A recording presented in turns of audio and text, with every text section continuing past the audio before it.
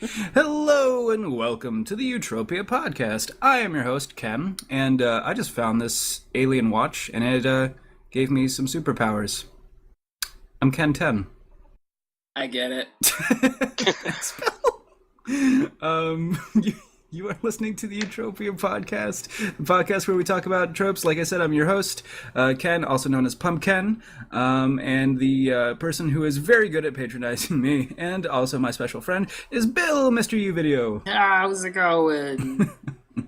Also here, joining us this week is someone who, well, without him, we might as well be walking on the sun. It's Chris Moonjump. Hey, gravity. And the person who is making sure that we all don't go to the hospital, it's Todd Ogredose, ironically named. I drive the van. He knows a really quick way to get to the hospital. Does it involve turning right now? Yes, it involves right turning right now! Just start with inside jokes. I know. We don't even cut any corners. That's why our hamburger patties are all square, like Wendy's. This podcast is sponsored by the corner press. This podcast is sponsored by the ghost of Dave Thomas. So yeah, there you go. Deal with it. Deal with Right. it. Biggie says it. He was an Ohio native. He was an Ohio native. Also, good friends with Tim Horton. Yeah. Oh, This odd twist. But there is no twist in a Frosty. It's just the perfect blend of chocolate and vanilla together. Like that's what a Frosty is. By the It's way, true it also. kind of personally offends me that they now have to ask the question when I drive up to the drive-thru. They're like, "What type of Frosty do you want?" It's like, "Fuck you, there's one." There's only one, and he's a snowman. Get out. Yeah, you get this white shit out of here. Get all this cocaine off my car. We are going in weird directions all over the place today. I kind of like it. Well, you could say it's a little bit of a stretch. Todd was Yeah, there we gonna go. do Yeah. that, and We didn't you even- took it. We didn't even talk about what this episode's about, but yeah, it's about stretchy powers. You could say it was a good Segue? transition. Oh, fuck. Right off that cliff. Yeah, I know. Just rolled right over the edge with that one. That's where I live. Just live on the edge. And pay for the seat. But I only Oh, geez. So on this podcast that you're listening to, right? If this is your first one, congratulations. You hit the jackpot. This is a good one to start off on. But we, besides talking about tropes in the episode, we like to catch up because we're friends. And you know what? I think it also gives a little bit of chance for some geek news or kind of talk about like what we're rediscovering at the time too. So yeah, what are you guys excited for / bummed out about? Hey Todd, what are you excited for / bummed out about this week? Or what have you just been doing? You know what? Just how about what's been going on this week? How do you feel?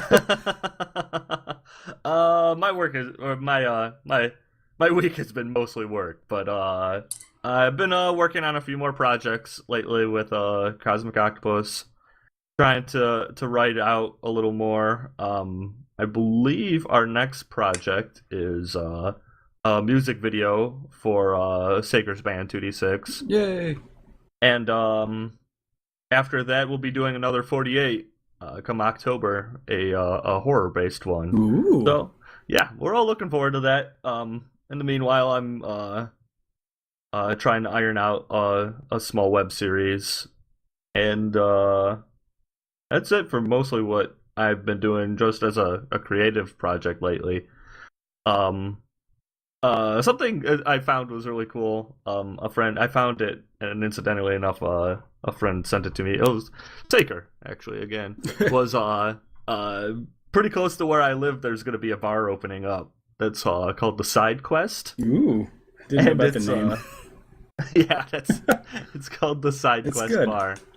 And it's pretty much just like kind of like a geek nerd bar that's gonna have like tabletop gaming, I guess, and stuff, and all in it. So a bunch of nerds all gathering around, I guess, to drink and be nerds. I had suggested that we all stand in there, and when anyone talks to us, we just say one line of dialogue over and over again. My beer is too cold. Go north to the field. Like, north is the lake. Go north to the field. Just, can I submit a dev ticket? This quest is bugged. You can press start to see all of your options on the side menu there. I just want to do that for an entire night to like drunk people. When they just approach you. Like, oh, how's it going? Press start to use the option menu. What are you talking about? Press start to use Use the the action button to open doors. Eat a pretzel to regain health. And then just like take 2 steps away from them. And then like a couple minutes later take those 2 steps right back. I hope there's a tiled floor so that we can stay in assigned squares. Oh, that'd be so good. I don't think these I people hope it's really not squares. It better be hex. Come on, let's play a proper tabletop. Look, what if I want to do a tactics game, Chris Moonjump? What if I want to do a tactics game? Squares are probably better because they're easier to build on. Thank you for giving me that. He sure showed you. I guess so. I got done told. You just got accommodated with a hood. Drive-by accommodating. Yeah. By the way, don't try to build your own playable sets on a hex grid. It ends poorly and in tears. Mm-hmm. And in a honeycomb. Uh-huh. And Chris, what are you excited about? Well, I did actually wind up signing up for a Lego convention for the first time that I'm going to be heading to next month, and yeah, it's kind of exciting. They're also asking for exhibitors, so I might see if I can get a creation built in time for it. Past that, I'm also looking to pick up one of the new Elgatos, be able to do video game capturing. Oh, okay, that's what an Elgato is, and not just a cat in Espanol. Yeah. Well, and then there's also Haas, but he's Delgado. I get it. Du hast. That was easy. I only do that because I also thought to make the Du hast joke, and just I kind of railed it back. Glad somebody picked up the slack. But no, the new Elgato actually just came out here recently, and it is actually it will do any capture through an HDMI feed for audio and video at 60 frames a second and 4400 kilohertz in sound. So Should actually very good. Yeah. We could probably even stream Crystal Chronicles if we wanted to do that. Exactly. Oh, we can go back to Crystal Chronicles. How to save a life, where did I go wrong? Well, being as I just got done building my entertainment stand here, yeah, we actually have quite the space to be able to do it in, and I have all of the junction cables now again, so. It's good. I think we can work out the semantics for how we would set that up later. Bill, what are you excited about / bummed out about? Nothing. Nothing. Okay, time I for spent some more semantics. money today. What? Anyway, I spent some more money on some Crossmaster today. Yes. Because I had a coupon this time, though, so $5 off. $5. That's a whole Subway That's sandwich. pretty exciting. Yeah, it's... Sometimes Subway ups the ante. You know, yeah, they've been really reneging on that $5 footlong deal. Well, yeah, because then it's like, $5.30 for an 11-inch long on a foot. Pretty much. Someone actually put a lawsuit on that. I wanted $5 for a foot, not for 11. Other than that, I've been trying to start drawing again. It's not going too fantastically yet, but the added pain to that is I busted out a bunch of old drawings. I was looking at how good I used to be. It's like, oh no. What Time did to I get do? back into practice. Yeah. I feel your pain because I was looking at a blog that I am supposed to update every Thursday, and it's not like, my Twitter says that directly in my banner that I update every Thursday. You can follow me at Krontars on Twitter and watch me not post my comics that I say I'll post. But yeah, the well's been a little dry for a couple weeks. I did post 2 pages, just in the Imager updating album. Maybe I'll include a link to that. But it's funny because I keep changing like the story, where it's more like I'm looking at it and I'm just like, do I need this page here? I don't think I need this page here, but it won't make sense later. But am I going to finish it? Well, no, I will. Maybe? Me? You know what? No, let's just do another page of him sleeping or something. No, that's boring. And it's just me, like, debating with myself about story structure and, like, pacing and what makes sense. So I'm... That's what happens is I take, like, 2 weeks off, and then I include pages where there weren't pages before, so anyone who actually is paying attention will be like, what's going on? I have no idea anymore. But no, I only have, I think, 3 pages left, and then I should probably have something that I will be ready to publish, maybe, hopefully. So Awesome. we'll see. We shall see. And then after that, I will maybe be doing other projects with Anna Cranberry, and hopefully starting a little teaser trailer for our next book series that I have. Maybe coming out. Maybe it's about zombies. Maybe devils. I don't know. We'll find out. Maybe I'll throw in a cowboy. That'll be fun. It's for the kids. Please throw in a cowboy. Can you ride a T-Rex? Oh, that'd be the best. T-Rex. Dinosaur cowboy is the best.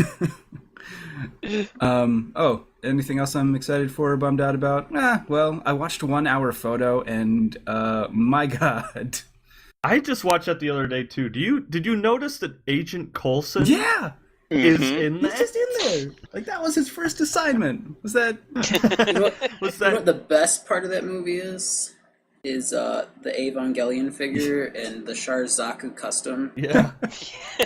that are from Robin Williams' were for Robin Williams' personal That's collection. hilarious. A subtle thing I like about that movie is that I don't know if they did this on purpose or if it's just me wanting to believe, but they cycle through different colors of light in it, and it's always like a cyan, magenta, yellow, and black. That's really funny. I don't know if they do that or if it's just me really wanting them to do that in that movie, but Because you thought of it and it was a really good idea. like, yeah, that's really clever, Todd. I bet that was their intention. I liked that Bill Lumbergh was a terrible boss again in this movie. That is very true. He just plays like a serious version of the guy from Office Space. He just kind of cuts out the pleasantries, actually. Yeah. That's what that guy is. What a surreal movie that is. Oh, I'm glad somebody else watched it other than just me. I'm glad I watched. It's no Death to Smoochie, which I've been really wanting Death to to watch. Smoochie's a fun movie, actually, with Robin Yeah, Williams. Ed Norton's really lovable in that movie too. It's probably my favorite Robin Williams movie, actually. What was my favorite? Because I've seen Jumanji the most out of all of them. Have I told this story before about Jumanji and stuffed crust pizza from Pizza Hut? No, but please do. This is a weird That sounds episode, like the best. but I'm going to tell it, and then we're going to talk about tropes, I promise. Okay. So, when I was a kid, we would get Pizza Hut like maybe once or twice a year, I want to say. Because let's be honest, it's probably the worst for you. I'm not saying it's the worst because it was delicious back when I was a kid. And the biggest treat was the stuffed crust pizza. Always the stuffed crust pizza. But we would get it once, maybe twice a year. And for a good 8 years straight, whenever we would get it and bring it home, we would turn on the TV just to see what was on while we ate said pizza. And do you know what movie it always was? It was Hobo's Jumanji! Every time. It's kind of awesome, actually. And I mean, that I could tell you it's coincidence, but Anna just says it's probably just because Jumanji was always on all the time. I'd like to believe there was some kind of correlation with Pizza Hut, though. That's my headcanon for this. It's kind of like my universal hackers theory, is that if you actually had all of the available channels in the U.S., there would be no point in time in which the movie Hackers is not playing. I've never seen the movie Hackers. I have watched it 137 times. Wow. I'm glad you've kept account. I actually have a notebook from high school. It's like, turns on the TV, Hackers on, like, yep, there's another hash there. I literally one afternoon watched Hackers 7 times in a row because it wound up being on multiple channels at different times. And I have a rule. If it's on, I'm going to watch it. Because I love that movie. This is our best episode yet. This is the best intro. Like, I don't know. You know what? I'm just going to go on to YouTube and delete all the other episodes. Because this is the only one you'll ever need. We've reached the peak. This is the golden age. This is our new 50. No, I won't say it's our new 52. That's terrible. But what isn't terrible is what we think of when I say stretchy powers. What is the first thing that you guys think of when I bring up the powers that stretch and squish and bend? Chris Moonjump. I guess I'm gonna go with the easy one on Reed Richards. Yep, Reed Richards. Because Richards and was on TV all the time. So, like, that was really the first one I ever got introduced to as a Stretchy Powers character.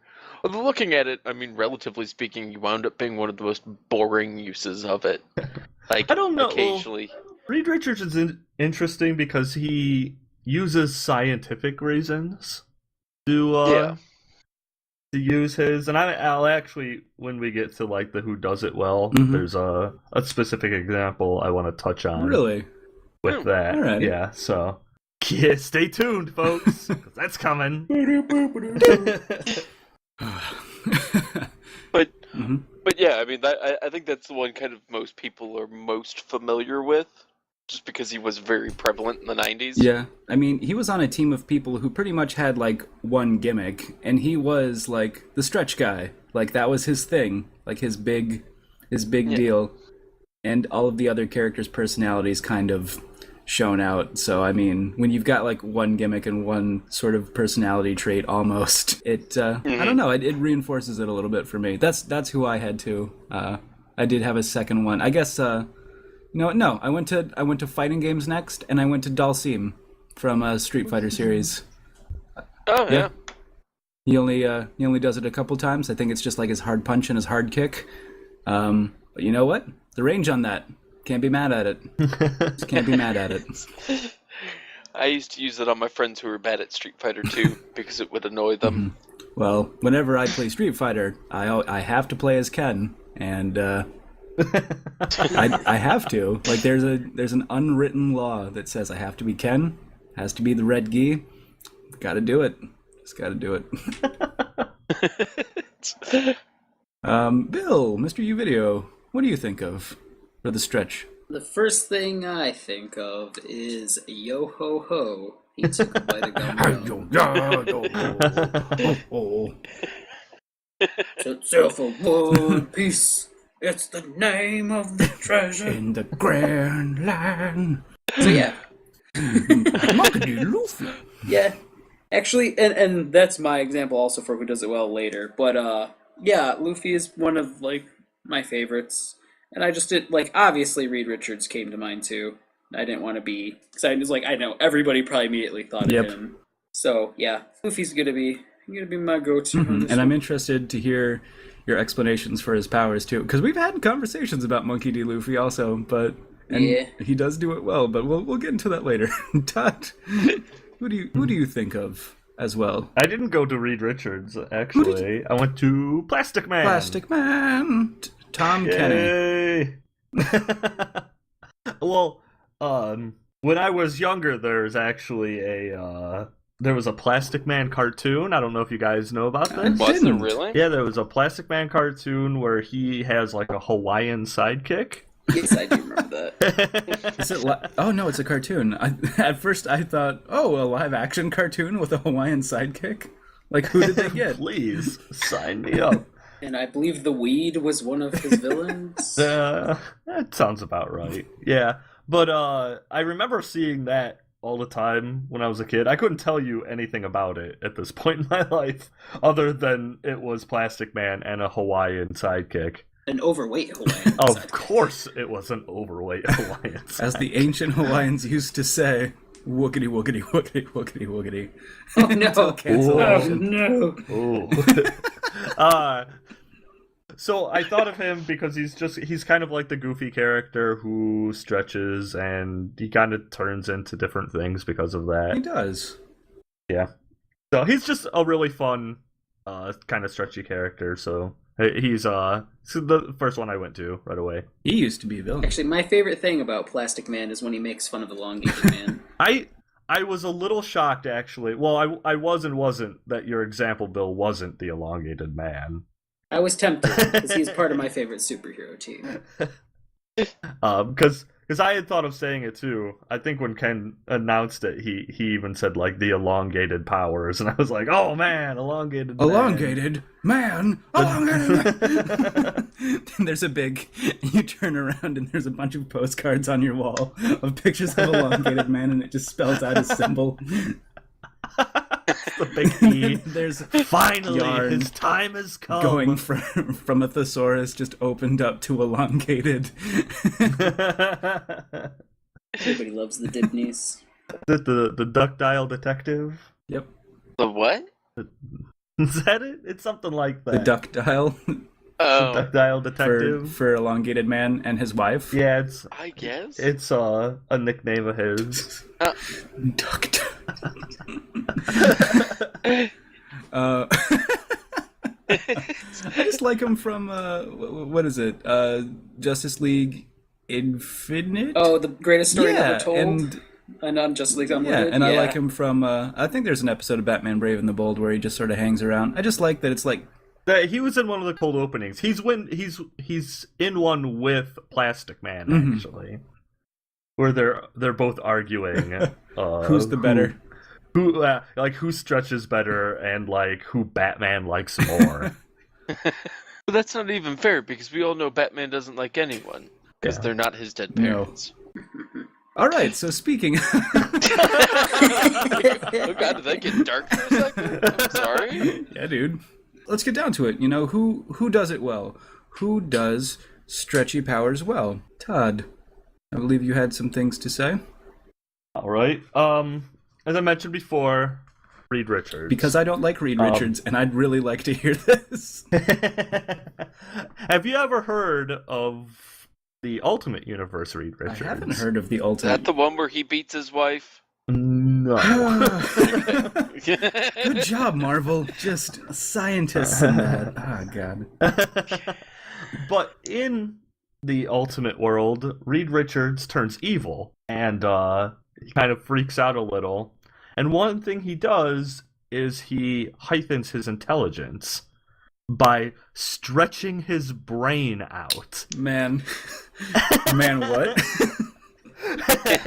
Yeah, he wears like this really long helmet thing, and he like stretches out parts of his brain so he could become even more intelligent. And he like outsmarts like most of the Ultimate Universe because he's just become this like magnificent bastard who could think of everything because he's stretchy like.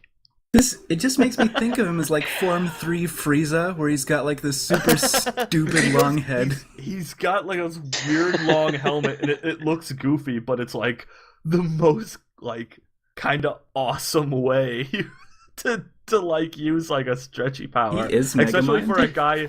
Yeah, especially for a guy who's already like a super genius, and he's like, I kind of need more memory right now, and he just stretches out part of his brain. Gosh. I will say that is actually kind of clever. And like when I was thinking of like, oh, who does it well, I went to that and I'm like, it's just like that's freaking awesome. And another thing, this is just kind of a throwaway thing, but I wanted to mention it to sway to Ken a little here. Yes. Because I know he's adamantly against stretchy powers. Things need to stay where they are, damn it. Have you ever heard of Marvel's 1602? 1602. No, can't say I've been to that address.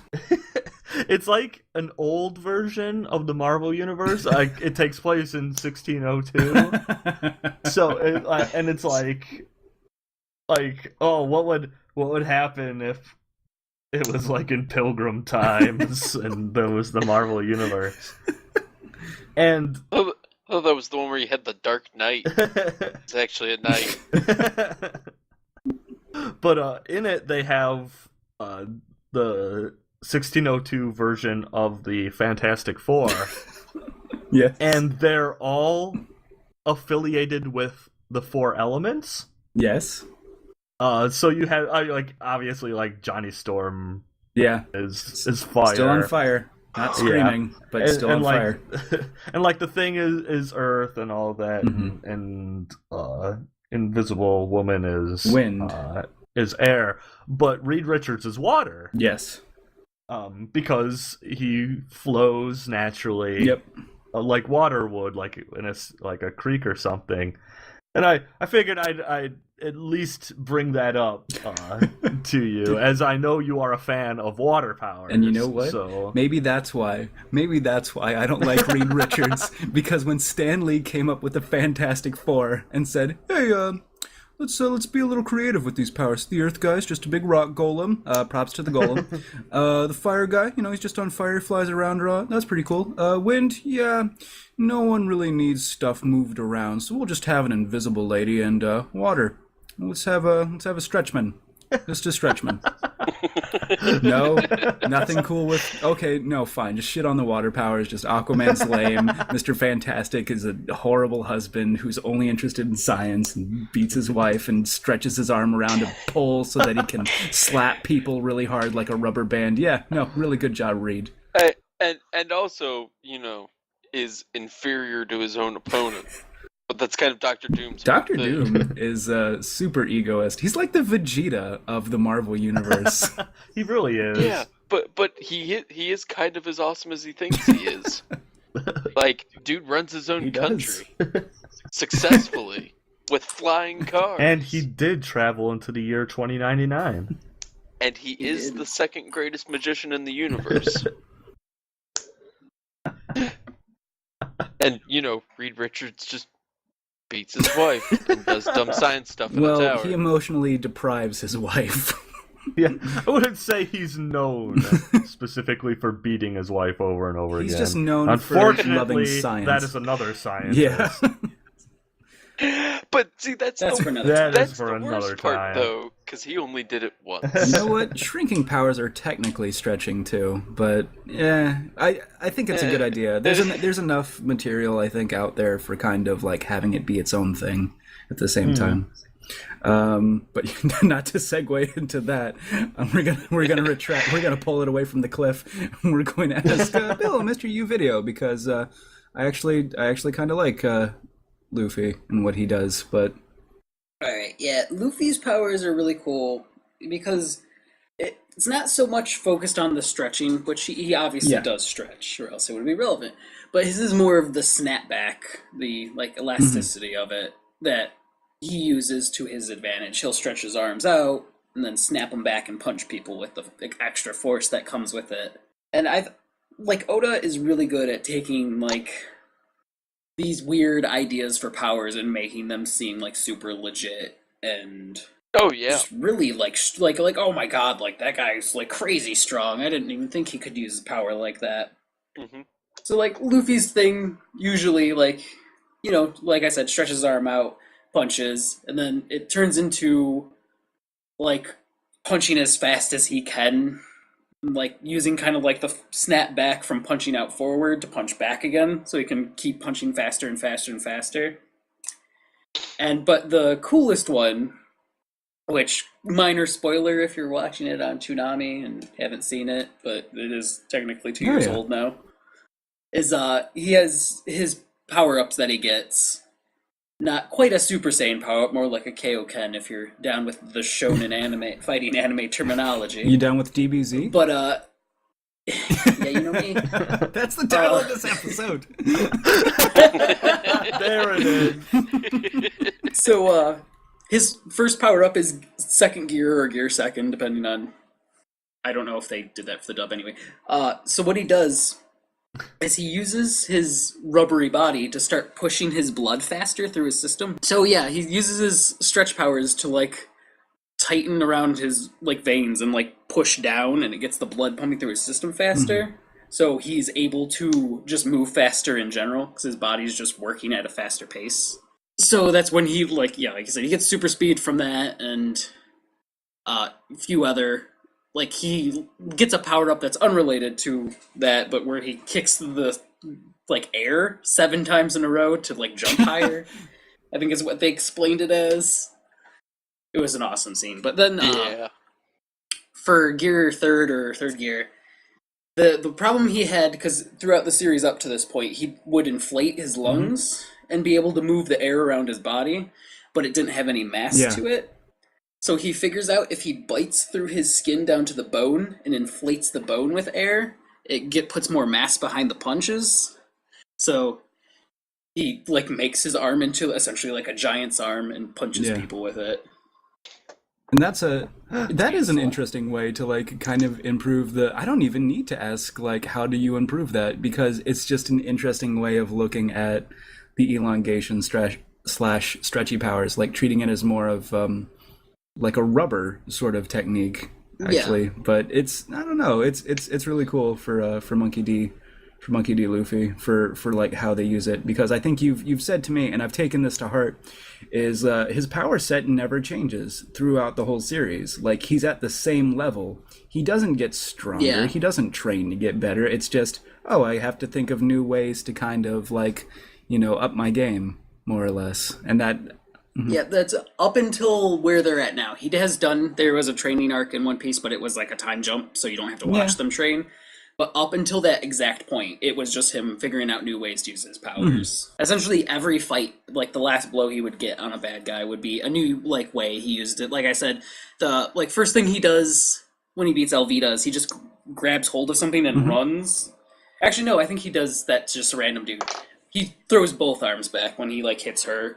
And then it turns into the super fast punches, and then eventually, like, towards the end, he's, like, punching so fast that he, like, starts breaking buildings around him because he's not paying attention to where he's hitting. Like, it's just, he's pointed in a direction. Well, and the one thing I will say that I love with One Piece that is especially, it's a great show, especially for kind of learning, from a writing standpoint, how to kind of plan your universe. Because like Bill and I have talked about this before, I think even as early as like episode 13, you can see evidence of the second gear. Mm-hmm. But it doesn't occur to like episode 100 something. No, not even that. Like 200 or 300, I think you're like approaching 300 when he finally uses it. Yeah, but they literally like early in the story, they begin to show the way that people could use their powers. And it's part of the reason I think why One Piece is as popular as it is because it's obviously well thought out. Like, it's told by it's a story told by someone who loves his universe. Yeah. But yeah, that's one I totally recommend. Did you have any other examples or recommendations, Chris Moonjump? Actually, in terms of examples of stretchy powers, one that I kind of looked at and I went, oh, that kind of makes sense. One that we actually didn't talk about was shapeshifters. You know what? Yeah, I was thinking of that a little bit, just for the shapeshifting. Yeah. There are some of them that can kind of, I don't think they really fall into the stretchy power set when they start to be able to do kind of unusual things. But, just to kind of give an example, like in Frank Herbert's Dune, you've got the face dancers, which basically have just enough control over kind of the ability to move their skin, and modification that they actually can look like other people, and then they kind of cheat later by giving them psychic powers so they can kind of copy memories and stuff. But But no, I think that actually winds up being a very interesting application of the stretch, is basically being able to reconfigure your body. Morph from the Exiles was a lot like that. Yes. And I knew I wouldn't be able to say the name Morph without hearing that at least once.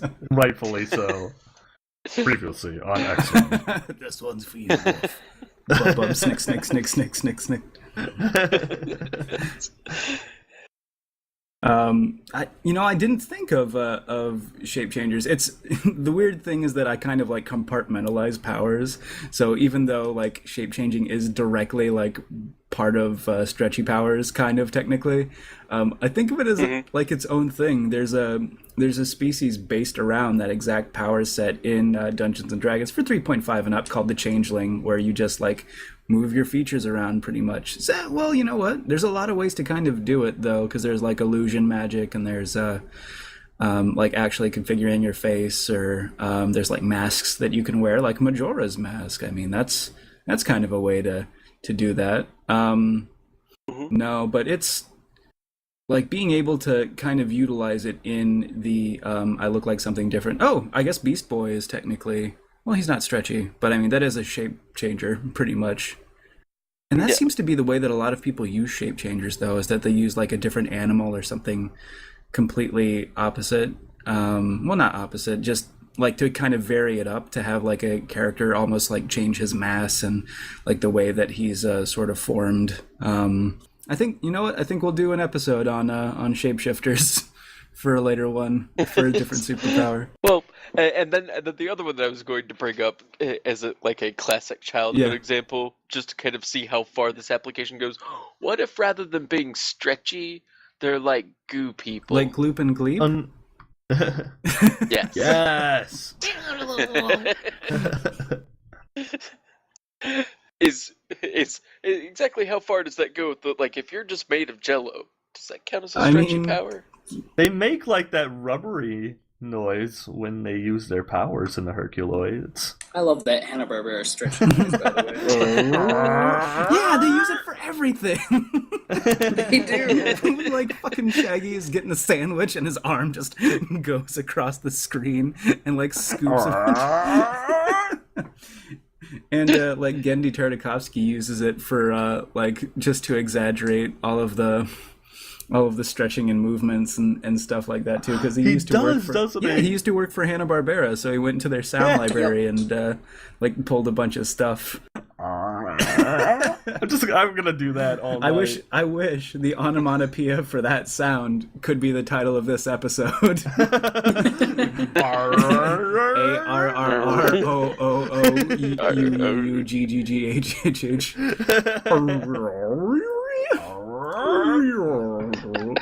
Now it just turned into one of those like little tubes that has the little sound thing in it.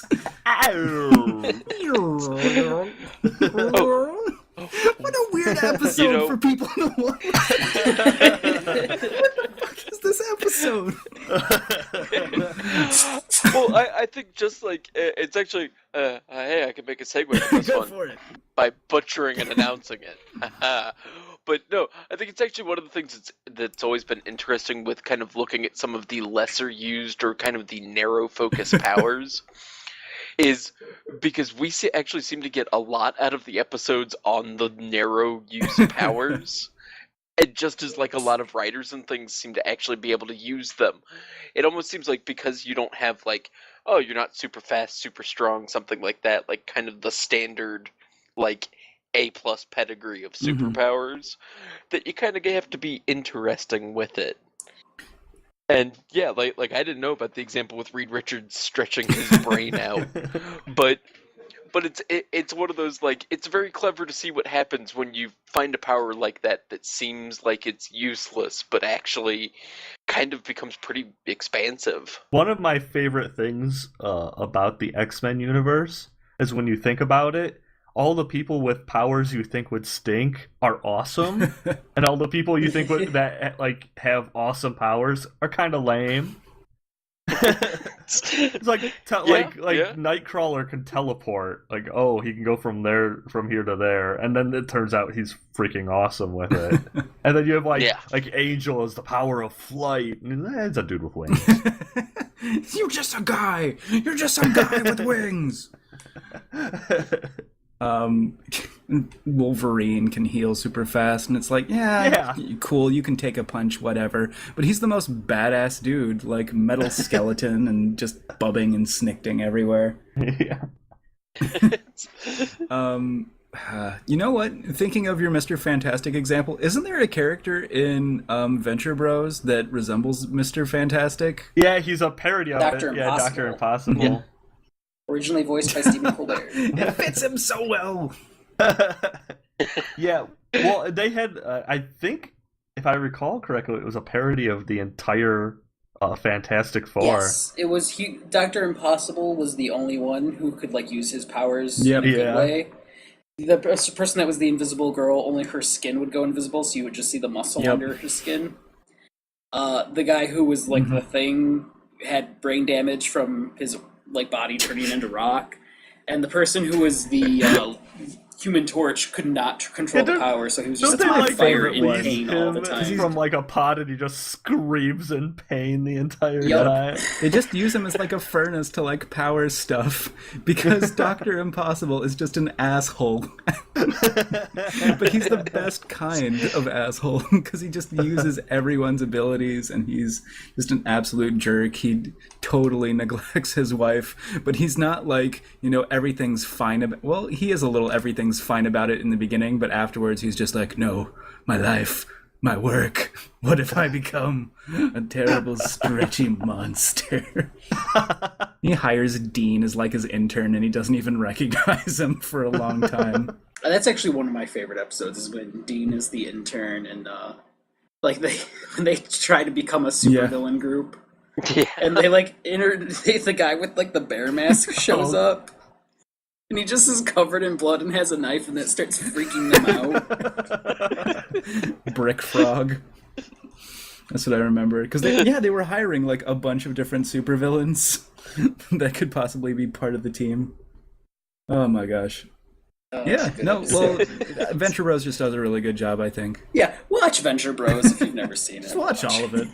They're so good at parody in that show, more than anything. The whole thing's a parody of like Johnny Quest to begin with. Yeah. So it's really just at this point though, like I would say the first season is almost exclusively like a Johnny Quest parody. But it definitely turns into just a parody of old 70s to 90s action cartoons. Because their Johnny Quest / Adventure Hanna-Barbera era is probably how I would title that. Adventure Mystery Hanna-Barbera sort of stuff. But no, then they just kind of go into everything, which is amazing. They're probably better at this podcast than we are. But speaking of who does it badly, self-deprecating. I didn't say who I thought did it well. You know what? I'll be honest with you. I picked some ones that kind of don't fit in this genre. I picked out a couple of plant people, and they're from Ben 10.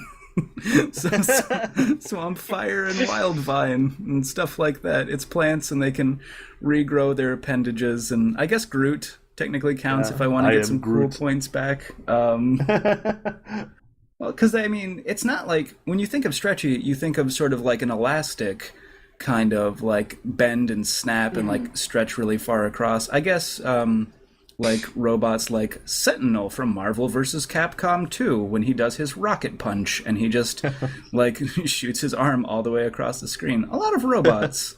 But that's Long Arm Prime from Transformers Animated, who is spoiler. And I won't ruin that one because it's a pretty big one for Transformers Animated.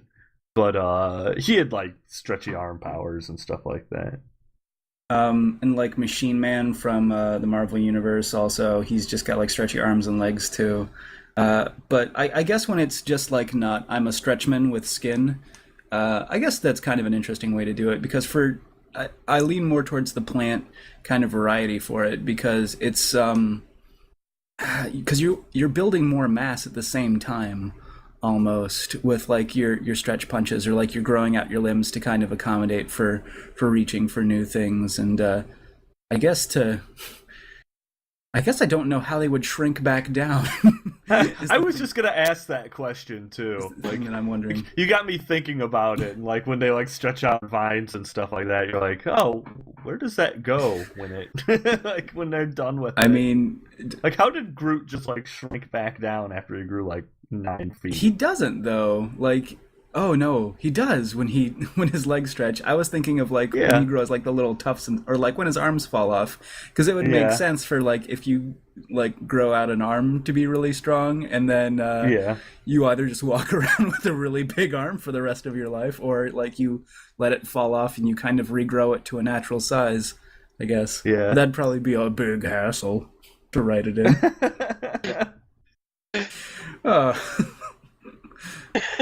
Well, I don't know. Even though they have cell walls, they still have the ability to, expand That's and contract. True. They could swell.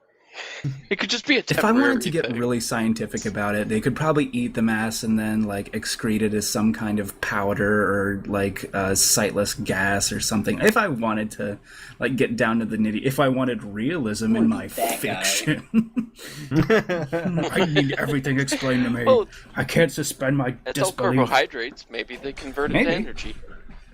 They turn it into a bunch of light seeds that they'll spread everywhere, and then a guy will say, "How did you learn to do this? When did you learn to do this?"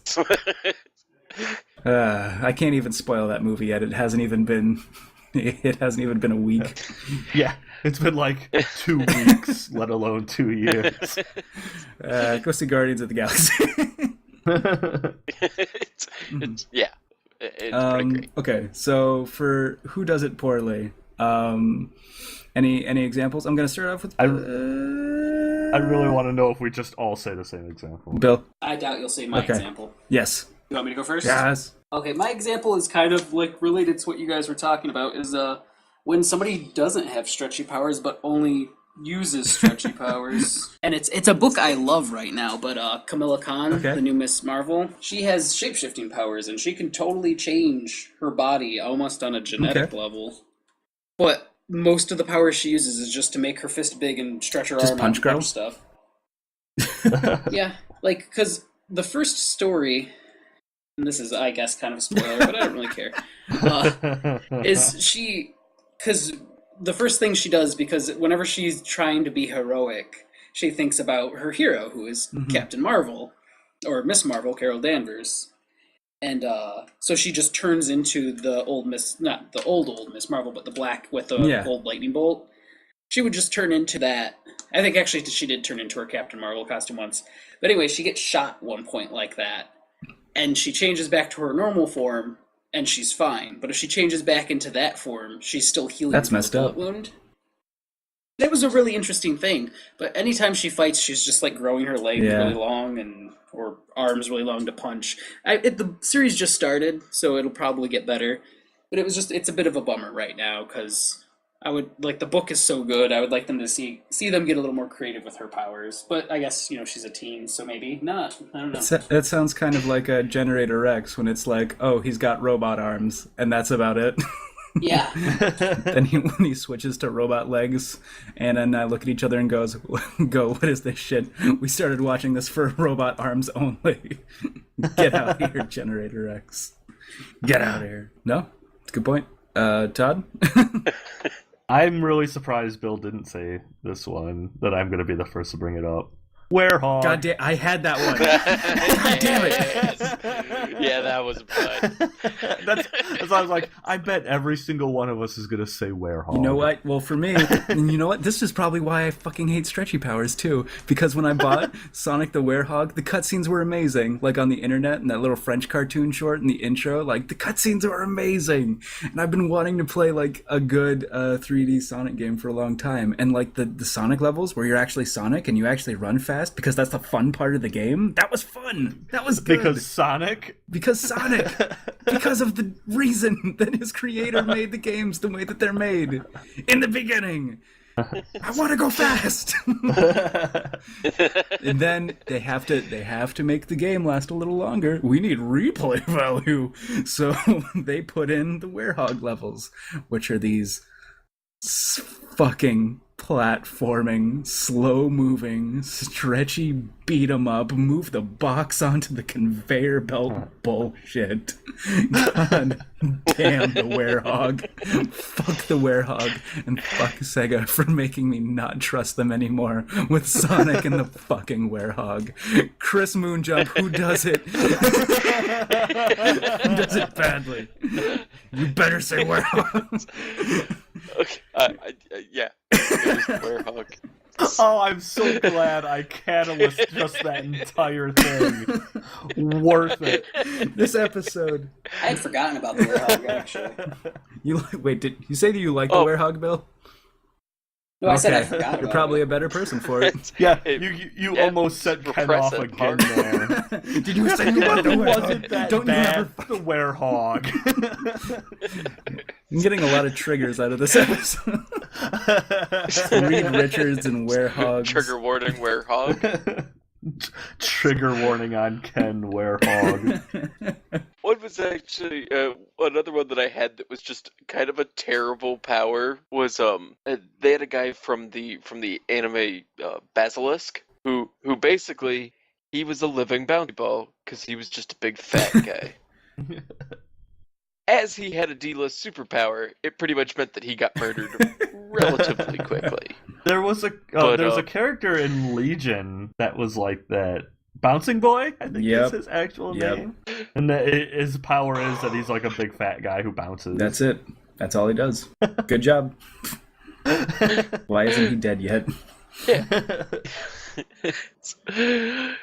Yeah, and it's one of those, like, I don't know. It just seems like one of those, like, okay, that's not, like, I guess it's kind of stretchy, but it's like it's literally the most boring possible use for it. It's being elastic, I guess, just in nature, maybe. Yeah. I mean, because having a good bounce is technically being elastic. Did we even talk about Kirby?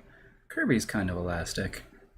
I don't know. Kind of. Yeah, but but he also has like a null dimension in his mouth. Yeah, that's true. So I'm not entirely sure if that counts. We'll talk about Kirby when we talk about, like, copy powers. Yeah. Yeah. Yeah. Okay. Fine. Kirby's my happy place. Kirby is the opposite to me as werehog. Werehog. Oh no! Oh no! No. Kirby! Think of Kirby! Kirby. Poyo.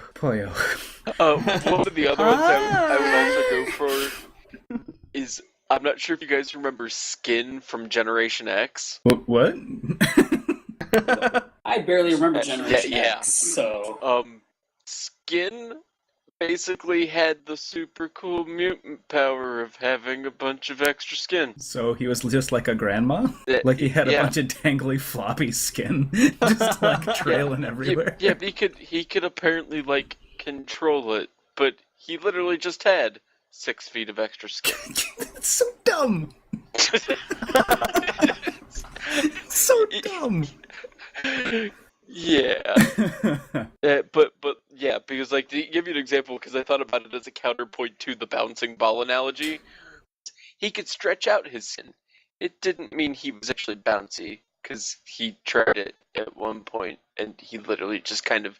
You guys remember, like, when the kickball would get a hole in it when you were in grade school? Yeah. And then it would kind of, like, hit the ground with the flop? Yeah. Yeah, that's what Angelo did. It was... I like this episode. It's filled with onomatopoeias. God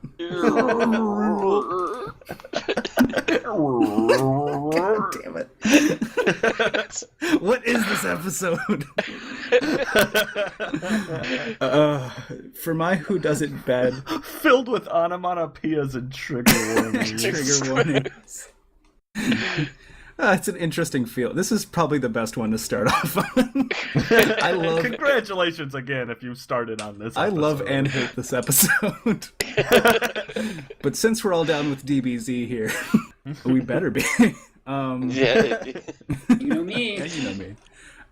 I think we are.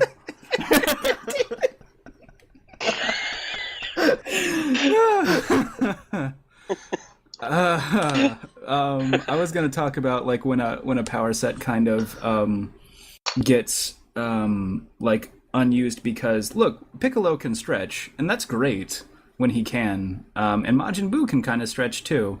Majin Buu is weird because it's like what part of him is actually solid and what part of him is actually elastic. They never really like. He's kind of just made of gum. Yeah, just like Silly Putty, and he like can divide himself or like use parts of himself as a boomerang.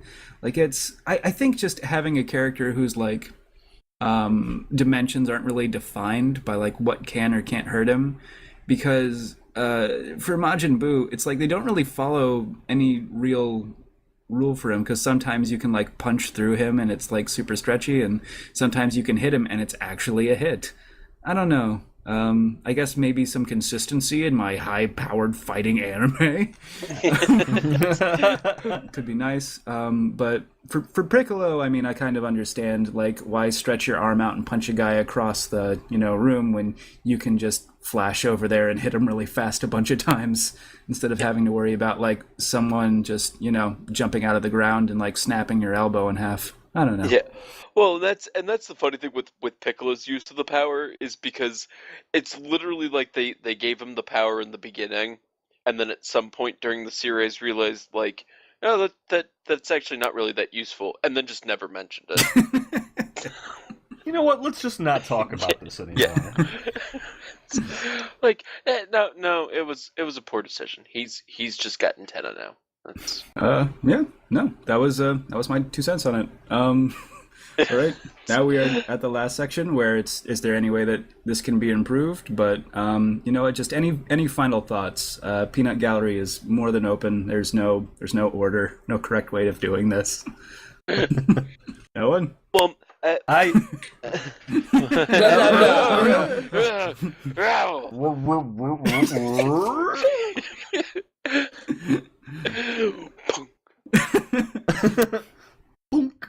But no, one of the things, like I said, that we kind of touched upon earlier, especially with like One Piece, is I was actually relating this story to my little cousin who's just starting to get into kind of creative arts, Cool. and I told him basically, you should try restricting yourself on something like that as a design challenge, because it always kind of broadens your horizon. Like, you have to get creative to make use of something, because generally speaking, like I said, like stretchy powers when looked at usually are kind of like the C list in terms of superpowers. Yeah. Like, you don't get to shoot fireballs, you're not super fast. Like, okay, you can make yourself bigger or smaller or something, Yeah. Like we've talked about with some of our examples of who did it well, like there's some really creative ways to delve into even a power as, surfacely speaking, kind of boring as stretchy. Yeah. But there really does wind up being kind of a lot of variations and combinations, and there's probably some here that we haven't even touched on. Yeah. Well, one I surprised none of us brought up yet, that I'm really surprised because it's Jake the dog. And he does just really weird creative stuff with his powers constantly. I take it back. Jake the dog is my who does it well. Because he does, like, he just, like, I think in one episode he's poisoned. Yep. So, and it's a poison that would kill like 10 dogs. 50 dogs. Yeah, it's 50 dogs. So he grows to the size of like 51 dogs. Dog liver size of 51 dogs. Yeah, and like, so the poison just like runs its course and he's perfectly fine afterwards. That's kind of awesome. And that actually does bring up something interesting where you could effectively like increase the size of like your white blood cells or something like that, and basically like have super healing almost. Yeah. Yeah, there actually is some clever things in there that I don't think actually have been touched on before. Yeah, and Stretchy Powers is good for that. Like you said, it's like a thinker's power. Yeah. Like you have, like, if you put like a lot of dedicated thought into it, there's a lot of really cool things you can do with it. So it's kind of like Chris was saying, it's a give it a chance kind of power. and kind of like see what you could really come up with out of it. Yeah, it's in many ways, the art of constriction gives you elasticity. Jeez. How deep? Just bringing us right back to the surface. Bill. All right.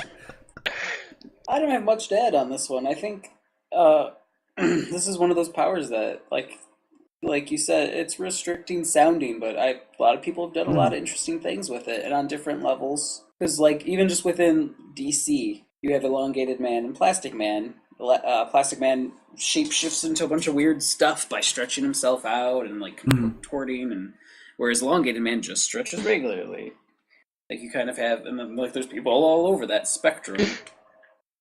So yeah, I don't think I have a lot to add on that one. I think the only other example that kind of goes along the same way with Jake the Dog, because Jake uses it for a lot of humor, but I mean, it kind of lends itself to it. You've got a lot of goofy characters that kind of do it. Plastic Man and Elongated Man are funny guys. It's like you get Flat Man. Yeah. Wow, we did talk about Flat Man. Who's just like a 2D version of Mr. Dr. Fantastic. Sorry. Yeah, it's like a poor man's Reed Richards. Well, it just winds up being that most Stretchy Power guy's greatest fear is, one of those pretzel dough machines. Or a taffy puller. Yeah. A taffy puller. They use that on, like, Plastic Man in an episode of Batman the Burning Bull. No! The bad guys put him in a taffy puller so he can't get out of it. They also used it in Willy Wonka. On one of the kids when he got shrunk down. But he wasn't elastic. No, like a gobstopper? Probably just That's taffy. Really dark. I thought you said lasting, but you said laughing. There we go. No, it's just a character that we also didn't talk about is Elastigirl from The Incredibles. Yeah. And she, you know what? Even though she's supposed to be like, stretchy, flexible, like very quick.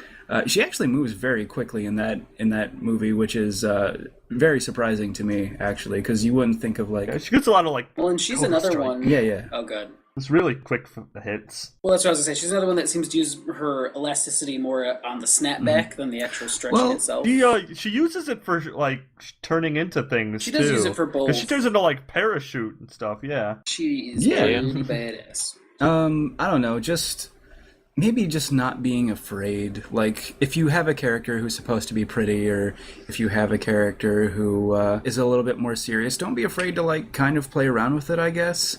Because there's a lot of ways to utilize a character, and, it's like Todd said, and Chris has said, just really, go into your imagination and think about, different ways to use it. I know that's the standard Utropeia drop of knowledge that we use at the end of practically every episode for especially these power based episodes, but, it's when you get into like the mindset of what a character is typically thought of as, maybe you get a little pigeonholed into, it can only be this way. But, don't be afraid to like switch around personalities, like having instead of a goofball or a serious guy, just like a whatever kind of stretchy dude who maybe likes robots a lot. I don't know. The apathetic Stretchy Apathetic guy. Stretchman. Just I could reach that like glass of water.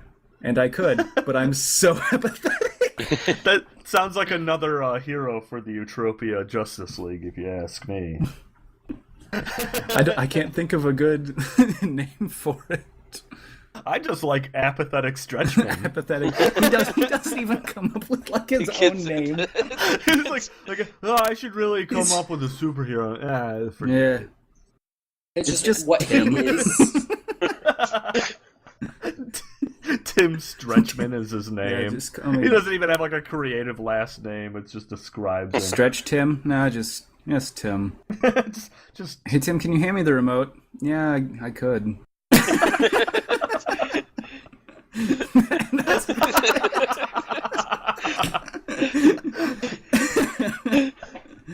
Oh, he's so apathetic.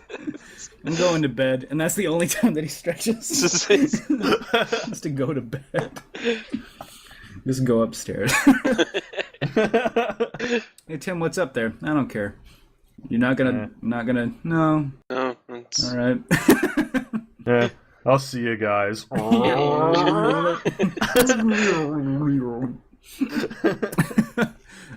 Okay. Thank you for joining us on the most interesting episode I've ever recorded of this show.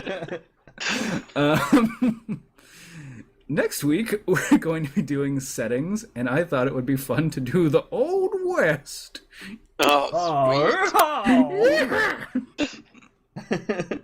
God damn it. That's the weirdest fucking episode. Love it. I'm keeping it all in. But no, thank you for joining us and listening and being part of the Utropeia family. We love you. Please come back. With that, I have been your host, Ken Pumpkin, and signing off with me is also Chris Moonjump. I don't even care anymore. Alright, I'll see you guys.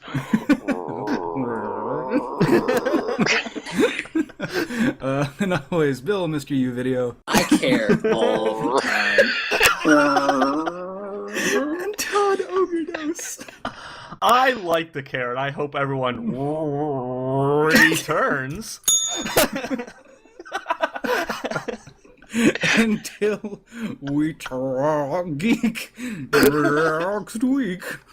Bye-bye.